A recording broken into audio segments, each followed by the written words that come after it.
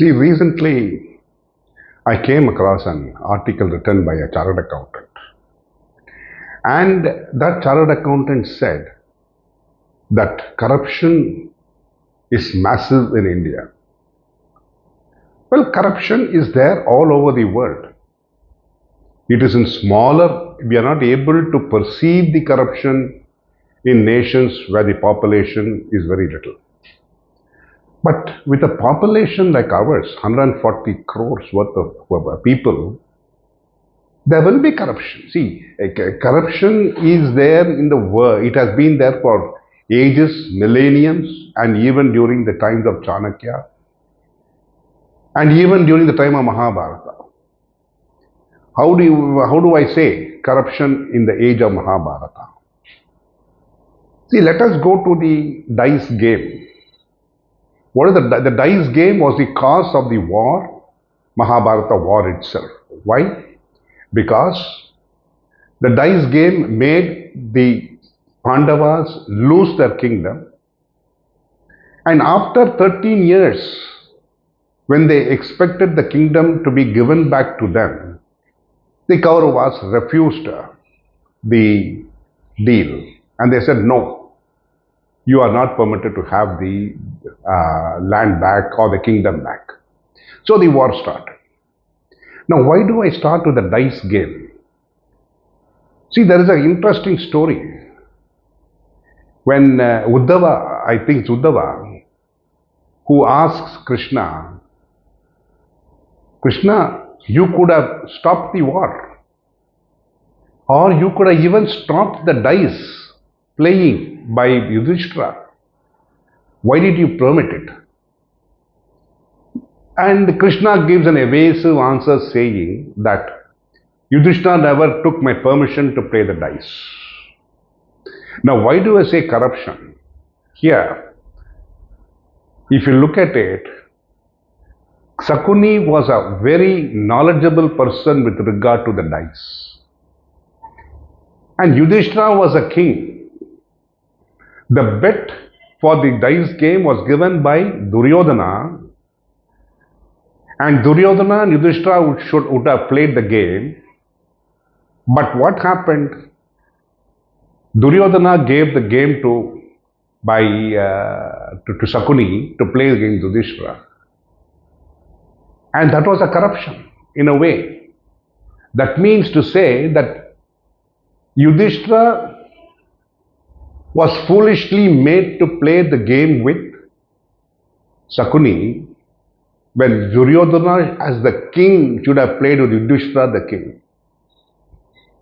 Now, why do I say it is corruption? What is corruption? Where I am not able to get the work done, I use somebody else to do the work, or I ask them to do the work for some compensation.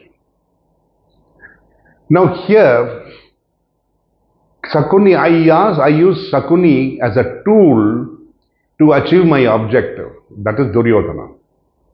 So in a form, it is a form of corruption. So corruption has been there even from the time of Mahabharata. I'm sure, we have to learn to protect ourselves from corruption. Now, if you look at it, why was let us take an example. Why was the faceless assessment commenced by the Modi government? What is the faceless assessment? The faceless assessment is where I file the return of income, and the return of income is processed, and if I have any queries, the queries are posted online, and then I meet online with an officer and I close. I deal with him, I submit documentation, everything is online, I file the documentation, and then finally the assessment is completed. Now, what is the faceless assessment here? I given you a summary. Now, it means I do not know the officer with whom I am dealing with. I do not know the officer who had dealt with my return of income. I do not know the officer who has asked me to appear before and explain. It could have been the same officer. It can be different officers. It can be a person from Guwahati dealing with a person from Bombay, or a Chennai officer dealing with a person from Gujarat. So it has been so made it so transparent that nobody can blame the income tax department for saying that they are asking us money to complete an assessment, putting the blame on the department, when who is at fault? When somebody who has filed a return of income has been at fault, to cover up his position, he uses the tool of the income tax officer and say that he is corrupt. Now, is he corrupt? No. In any position, if you take it, the person who requires the services from another person is the corrupt person. Because I want to short circuit that. Because I short circuit it, it becomes what you call, in Tamil they say, Rusi Kanda Punai. That when the cat tastes the milk or the tiger tastes the blood, then it smells it, it can feed upon it. In the same way, anywhere we go, anywhere in the world, anywhere in India, if we tempt a person to get the work done quickly or before another person, then we call it corruption.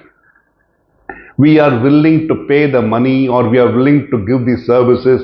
We are doing whatever we want to get our way done. Now, who's responsible for the corruption? So we must understand that the corruption does not exist in the world.